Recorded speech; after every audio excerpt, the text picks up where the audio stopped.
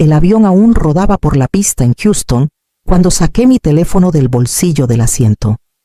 Mis dedos se sentían más pesados de lo normal.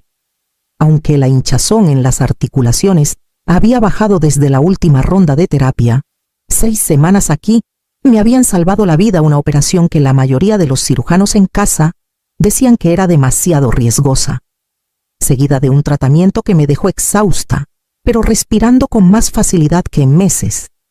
Abrí el chat familiar. La foto de arriba seguía siendo una imagen descolorida de hace 2 veranos. Joaquín asando carne. Paloma recargada en su hombro. Mi pulgar se quedó un momento suspendido. Escribí: el vuelo llega a las 2 de la tarde. Alguien puede recogerme, sin signos de exclamación. Sin palabras extras para suavizar la petición, solo los hechos. El mensaje se envió con un pitido suave. Miré la pantalla, esperando que aparecieran los 3 puntitos, 6 semanas lejos. Y las únicas voces que había oído con regularidad eran las de las enfermeras y otros pacientes. Joaquín no había llamado mucho, dijo que no quería agotarme. Pero yo creía que estaría ahí cuando volviera a casa. Las luces de la cabina se atenuaron mientras el avión empezaba a ascender. Recosté la cabeza contra la ventana. El zumbido de los motores llenando el espacio donde debería haber conversación. Mis piernas todavía dolían si me paraba mucho tiempo. Mi cuerpo, cosido y remendado. No estaba listo para cargar maletas por terminales o lidiar con taxis compartidos. Para cuando nivelamos, me había convencido de que en cualquier momento respondería. Me lo imaginaba escribiendo algo simple, claro: mamá, ahí estaré. Ese tipo de consuelo que no cuesta nada pero lo da todo. El teléfono vibró en mi mano. Un nuevo mensaje iluminó la pantalla. Mis ojos fueron directo al nombre de Joaquín. La vibración en mi mano fue más cortante que el temblor mismo. El nombre de Joaquín estaba arriba de unas palabras que se sentían más frías que el aire de la cabina. Estamos ocupados. Mejor toma un Uber. Antes de que pudiera procesarlo, apareció otra notificación. Paloma, ¿por qué no planeaste mejor 2 mensajes, 2 sentencias, ni un ¿cómo fue el tratamiento? Ni un ¿te sientes lo suficientemente fuerte para llegar a casa? Solo un despido eficiente, del tipo que le das a un mensaje equivocado. Los leí de nuevo, más despacio esta vez, como si repetirlos revelara alguna capa oculta de cariño que me había perdido. Pero no había nada debajo, ni calidez, ni espacio para recargarme. Mi pulgar se quedó sobre el teclado. La respuesta fácil sería algo ligero, algo que les permitiera sentir que no habían hecho nada malo. Había pasado años acolchonando mis palabras para mantener la paz, pero la idea de hacerlo ahora se sentía como presionar un moretón. Bloqueé la pantalla y puse el teléfono boca abajo en la mesita. Afuera, las nubes flotaban como icebergs lentos, silenciosos e inalcanzables. Me di cuenta de que esto no era sobre el transporte, era sobre el lugar, mi lugar en sus vidas, en algún punto entre esencial y opcional. Me había deslizado a los segundos sin darme cuenta. La azafata pasó con el carrito. Ofreciendo bebidas, negué con la cabeza, agradecida de que no preguntara por qué. Mi garganta no estaba seca por sed, estaba apretada por contener palabras que sabía que no enviaría. Pensé en los años atrás, fiestas de cumpleaños que organicé, emergencias que atendí sin dudar, las transferencias de dinero discretas que Joaquín nunca tuvo que pedir 2 veces. Yo había estado ahí sin que me lo pidieran. Volteé el teléfono. Los mensajes seguían allí, sólidos como piedra. Presioné el botón lateral hasta que la pantalla se oscureció de nuevo, sin respuesta, sin explicación, solo el mismo silencio que me habían dado. Para cuando la voz del capitán sonó por el intercomunicador anunciando nuestra altitud de crucero. Había tomado una decisión. No pediría 2 veces, y no pediría de nuevo. Los motores se asentaron en su zumbido constante, y la luz del cinturón se apagó. Me recosté, dejando que el ritmo del vuelo me llevara. Aunque mi mente estaba lejos de la calma, Las imágenes llegaron sin invitación, tan vívidas como si hubieran estado guardadas en el compartimento superior y cayeran en mi regazo. Joaquín a los 19. Cabeza inclinada sobre un montón de libros de texto. La factura de la universidad doblada prolijamente en el mostrador. La pagué sin pedirle que prometiera nada a cambio. Me llamó su salvavidas. Años después, el día que él y Paloma encontraron su primera casa, no tenían suficiente para el enganche. Transferí el dinero. Incluso pedí días libres en el trabajo para ayudarlos a pintar paredes y limpiar pisos antes de mudarse. Recuerdo el olor de la pintura fresca, mezclándose con el calor de lo que pensé que era familia. Luego, la estancia en el hospital de Paloma, repentina y aterradora. Joaquín estaba desesperado, sin saber cómo cubrir los costos que el seguro no tocaba. Extendí un cheque esa misma tarde. Ella lloró. Me dijo que no sabía qué habrían hecho sin mí. Me golpeó ahora. Esos momentos estaban enmarcados en gratitud entonces. Pero la gratitud se desvanece cuando la gente empieza a ver la ayuda como algo dado por sentado. El pensamiento vino afilado y claro. Crees que la familia te sostiene, pero a veces son los que te clavan el puñal, no de golpe, sino en cortes pequeños y constantes hasta que quedas más liviana de lo que deberías. Abrí el chat familiar de nuevo. Mis dedos escribieron: no se preocupen, me las arreglaré. Miré las palabras. Sentí su peso. Sonaban a rendición. Presioné borrar hasta que la pantalla quedó en blanco. Luego cerré la app, dejando que el teléfono cayera en mi bolso. Afuera. Las nubes se extendían infinitas, blancas cegadoras contra el azul profundo. Abajo estaba la ciudad donde aterrizaría. Pero por ahora, todo lo que veía era el espacio entre lo que había dado y lo que me habían devuelto. Las puertas corredizas se abrieron, dejando entrar el frío del aire de la acera.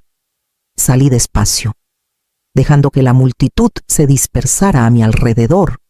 A lo largo de la banqueta, los pasajeros se fundían en abrazos. El equipaje olvidado a sus pies. Pasé de largo sin detenerme, mi maleta de mano rodando en silencio detrás. Entonces lo vi estacionado al final del carril. Un SUV negro, con las ventanas lo suficientemente bajas para reconocer las caras adentro. Beatriz estaba en el asiento del copiloto, su cabello plateado captando la luz, ojos escaneando hasta que se fijaron en los míos. Levantó la mano en un saludo pequeño. Gerardo estaba al volante. Asomándose lo justo para sonreír, su hija Delfina se sentaba a su lado, su energía juvenil contrastando con la solemnidad del momento. Fue ella quien saltó primero, trotando alrededor para tomar mi maleta antes de que pudiera protestar. «Te dijimos que estaríamos aquí», dijo Beatriz mientras me acomodaba en el asiento trasero. Su voz tenía esa calidez constante en la que me había apoyado más de una vez durante esos días interminables de tratamiento.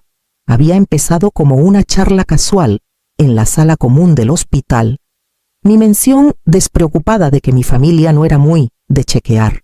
Con el tiempo, los detalles se escaparon: el teléfono silencioso, los textos breves, la distancia que pesaba más que cualquier enfermedad. Cuando confirmaron mi fecha de alta, Beatriz dijo: «Sin dudar, te recogeremos en el aeropuerto». Me reí al principio, pensando que era un gesto amable que la gente dice, pero rara vez cumple. Sin embargo, aquí estaban, en mi regazo. La cajita con listón blanco reposaba ligera como papel, pero cargaba más peso del que nadie podía ver. Un regalo de despedida de una de las enfermeras. «Para después», dijo. Aún no la había abierto, mientras Gerardo salía del bordillo. Delfina preguntó si tenía hambre. Ya listando lugares en la ruta, Beatriz se giró en su asiento, estudiándome con una mirada que no era lástima, sino reconocimiento del tipo que dice: «He estado donde estás. Y no tienes que explicar». El aeropuerto se encogió atrás, el sonido de las reuniones ajenas desvaneciéndose en el zumbido del motor. Adelante, la ciudad se extendía, desconocida y extrañamente invitadora, como si algo nuevo pudiera estar esperando allí esa noche. Me senté en la sala. La maleta aún a medio desempacar junto a la puerta. La cajita con listón intacta en la mesa de centro. La televisión zumbaba de fondo hasta que la voz del presentador captó mi atención. Esta noche, una bienvenida comunitaria para una mujer que regresa de un tratamiento que le salvó la vida. Comenzó. La pantalla cambió. Y allí estaba yo saliendo por las puertas del aeropuerto. Beatriz a mi lado. Delfina atrás con mi maleta. Gerardo sosteniendo la puerta del auto. El video hacía que pareciera una escena de otra vida. Una donde la gente simplemente aparece porque quiere, no porque debe. La cámara se acercó lo suficiente para captar mis manos sosteniendo la cajita con listón blanco. El presentador narró encima, explicando cómo había pasado 6 semanas en un tratamiento especializado en Houston, y cómo estos amigos habían arreglado recibirme al llegar a casa. Luego mostraron la nota. Mi letra, firme y deliberada, llenó la pantalla. Si alguna vez te encuentras sola al borde de la recuperación, no busques a los que te dejaron allí. Busca a los que aparecen de todos modos. No esperaba que transmitieran esa parte, pero no me arrepentí. El segmento duró menos de 2 minutos. Pero para cuando terminó, mi teléfono vibraba en la mesa de centro. Notificaciones entraban a raudales compartidos, mensajes, comentarios de gente que no conocía. En una página comunitaria, esto es lo que parece la bondad. En un foro local, su propia familia no la recogió en el aeropuerto, qué vergüenza. En una hora. Se extendió vecinos, conocidos, gente de la clínica, todos etiquetándose. Alguien posteó una captura del momento en que la mano de Gerardo descansaba en mi hombro. Con el pie, no toda familia es de sangre. Deslicé hasta encontrar un nombre que reconocía a Paloma. No había comentado, pero vi su perfil etiquetado en un hilo discutiendo el segmento. Su foto de perfil había cambiado esa tarde. Una toma sonriente de ella y Joaquín en algún evento. Los comentarios bajo su foto habían pasado de amigables a incisivos. No respondí a nada. No posteé una aclaración ni defendí a nadie. La nota había dicho todo lo que necesitaba. Y ahora se movía sola. A salas de estar, a teléfonos, a conversaciones que nunca oiría, para cuando las noticias de las 10 repitieron la historia. El chat familiar en mi teléfono seguía en silencio, pero el silencio. Empezaba a darme cuenta. Tenía su propia forma de contar una historia. El chat familiar quedó intacto por un día entero. Su nombre, familia, sentado en mi pantalla como una etiqueta en un frasco vacío, sin burbujas de escritura, sin excusas a medias, solo quietud. Paloma, sin embargo, estaba lejos de ser invisible. Esa tarde, posteó una serie de fotos de vacaciones ella y Joaquín en una cabaña junto al lago Chapala, sonriendo con bebidas en mano, quemados por el sol y despreocupados. El sello de tiempo me dijo que habían estado fuera mientras yo volaba a casa. No lo habría notado si no fuera por el hilo de comentarios. Vecinos y conocidos dejaron los emojis de corazón usuales. Hasta que un nombre captó mi ojo, la señora Vargas de al lado. Escribió, qué pena que ni siquiera la recogieran en el aeropuerto. Nadie respondió. El comentario quedó allí, crudo y sin filtro, como un plato caído que nadie quiere recoger. Por la noche, mi teléfono vibró con un nuevo mensaje, no en el chat familiar, sino directo de Joaquín. Deberías habernos dicho que era serio. Lo leí 2 veces, casi riendo por lo absurdo, como si sobrevivir a una cirugía mayor y 6 semanas de tratamiento fueran algo que necesitaba promocionar mejor, como si mi salud fuera un evento opcional al que podían asistir si la invitación estaba bien vestida. Respondí sin pensar. Cada palabra precisa. Hicieron su elección. Yo también la mía. Sin puntuación, sin suavizar. Solo un reflejo de lo que ya se había intercambiado, su decisión en una línea, la mía en otra. Los puntitos parpadearon un momento. Luego desaparecieron. Sin respuesta. Dejé el teléfono y volví a doblar la ropa. El movimiento repetitivo anclándome en otra habitación. La TV murmuraba sobre patrones climáticos y eventos locales. Pero mis pensamientos se quedaron quietos.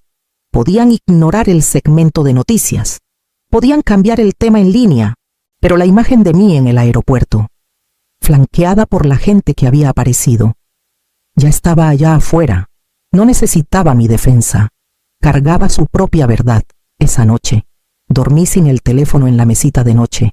Cuando desperté, con la luz del sol filtrándose por las persianas, vi la llamada perdida de un número desconocido y el icono de buzón de voz parpadeando. Al segundo día, el silencio de Joaquín se rompió, pero no hacia mí. Me enteré por mi prima Rosalía, que había estado llamando por ahí, explicando el incidente del aeropuerto como un malentendido. Según él, habían estado en la cabaña, sin señal celular. Y para cuando vieron mi mensaje, era demasiado tarde para coordinar. Paloma tenía su propia versión, posteada en un hilo de comentarios bajo una de sus fotos. No queríamos abrumarla después de todo lo que pasó. Pensamos que darle espacio era mejor. La frase era pulcra, como si la hubieran ensayado. No respondí, pero las palabras se pegaron como aire húmedo. No solo reescribían la historia, se recastaban como considerados, y yo, por omisión, me convertía en la que armaba un alboroto por nada. Tarde esa tarde, llegó un nuevo texto, no de familia, sino de una reportera local. Había visto el video en las noticias de la noche, dijo, y se preguntaba si estaría dispuesta a hablar sobre mi experiencia con más detalle. Prometió que se enfocaría en el apoyo comunitario y la recuperación, no en ataques personales. Me senté con el mensaje por horas. Hablar con ella significaría abrir la puerta más ancho, dejando entrar a extraños en momentos que había guardado para mí. Pero también significaría decir la verdad con mis propias palabras. Antes de que la versión de alguien más se endureciera en hecho, servite, me senté en la mesa de la cocina y leí su texto de nuevo. Mi pulgar se quedó sobre el teclado. El zumbido suave del refrigerador llenando la habitación. Hay un punto en toda historia donde o dejas que alguien más la termine por ti, o tomas el lápiz de vuelta. Empecé a escribir mi respuesta. Acepté la entrevista, pero sabía que no era sobre ventilar mis quejas. Era sobre iluminar una realidad que muchos enfrentan en silencio, la soledad de regresar de un cuidado médico que salva vidas sin un solo rostro familiar esperando. El estudio estaba en calma, la lente de la cámara enfocada pero suave. Cuando me preguntaron por qué quería compartir mi historia, dije sencillamente, la sangre no hace a alguien familia, la presencia sí. Las palabras se sintieron más pesadas en voz alta que en el papel. Quedaron colgando en el aire, esperando asentarse, esperando que alguien las disputara, pero nadie lo hizo. El segmento se transmitió en horario estelar. Menos de 5 minutos, pero onduló más lejos de lo que imaginaba. Mensajes inundaron mi bandeja extraños. Sobrevivientes, veteranos, cuidadores, agradeciéndome por hablar, por dar voz a los olvidados. Un mensaje destacaba una foto de la cajita con listón del hospital, abierta para revelar un brazalete delicado, grabado con «Aparecemos». Era un regalo de compañeros pacientes, un símbolo de solidaridad para quienes se paraban solos, pero nunca se sentían verdaderamente solos. Compartí la imagen durante la entrevista, explicando cómo este brazalete se convirtió en un recordatorio de que el apoyo no siempre viene de quienes esperamos. A veces viene de manos inesperadas, de la bondad que extraños eligen dar. Después de la entrevista, no me sentí más ligera, pero sí con propósito.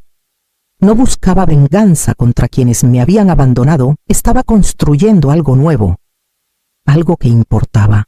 Los mensajes siguieron llegando, cada uno un hilo tejiendo una comunidad que había estado esperando en las sombras. Me di cuenta entonces de que el dolor de la ausencia podía transformarse no en amargura, sino en acción, y así empecé a planear lo que vendría después. Lancé la red de bienvenida, en silencio al principio, un grupo de voluntarios dedicado a recibir, a quienes regresan solos de tratamientos médicos. Ofrecíamos recogidas en el aeropuerto, entregas de comidas y simplemente la presencia de alguien que se preocupara. En días, voluntarios se inscribieron de estados vecinos. Donaciones llegaron de gente tocada por la historia, algunos compartiendo sus propias experiencias de aislamiento post-tratamiento. La red creció más rápido de lo que me atrevía a esperar. La prensa local se enteró de nuestra primera recogida oficial en el aeropuerto. Una foto surgió en línea, voluntarios reunidos, sosteniendo un cartel brillante que decía: "Te tenemos cubierto".